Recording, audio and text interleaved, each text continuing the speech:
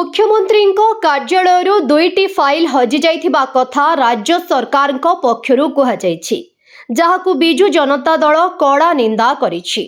यह केवल गोटे फाइल हजिबा घटना नुहे, बरं राज्यर प्रशासनिक व्यवस्था एवं सुरक्षा प्रणाली उपरे एक बड़ प्रश्न चिन्ह सृष्टि करिछि बोली बीजेडी कहिछि। एक प्रेस विवृत्ति में बीजेडी विधायक तथा वरिष्ठ नेता डॉक्टर अरुण कुमार साहू राज्य सरकार को प्रश्न करी कहिसंती, केउ फाइल हजिछि, फाइल सतरे हजिछि ना जानी सुनी हजेई दिया जाइछि। जदि मुख्यमंत्री कार्यालय भली सर्वोच्च प्रशासनिक केन्द्र सुरक्षित नुहे, तेबे साधारण लोकंक धन जीवन और राज्यर गुरुत्वपूर्ण दस्तावेज केते सुरक्षित अछि। राज्य सरकार दाबी करुछंती जे ऑनलाइन फाइल व्यवस्था कार्यक्षम हेउछि। जदि यह सत, तेबे हार्ड कॉपी फाइल किपरि हजिला, एहार संपूर्ण सत्य राज्यवासी सम्मुखरे रखिबा आवश्यक। डॉक्टर साहू आहुरी मध्य कहिसंती, प्रत्येक सरकारी फाइल निर्दिष्ट प्रक्रिया रे विभिन्न स्तर देई गति करिथाय। सेक्शन ऑफिस ठारू आरंभ करी सेक्रेटारी, चीफ सेक्रेटारी, मंत्री एवं शेषरे मुख्यमंत्री कार्यालय पर्यंत फाइल गति करिबार समस्त तथ्य रेकर्ड होई रहिथाय।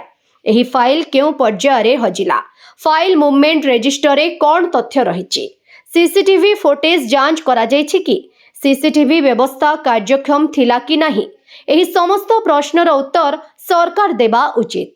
ए सरकार बड़ ठाकुर को कचाड़ी की पकाई देले, ताहार ए पर्यंत कौनसी रिपोर्ट सार्वजनीन कले नाही।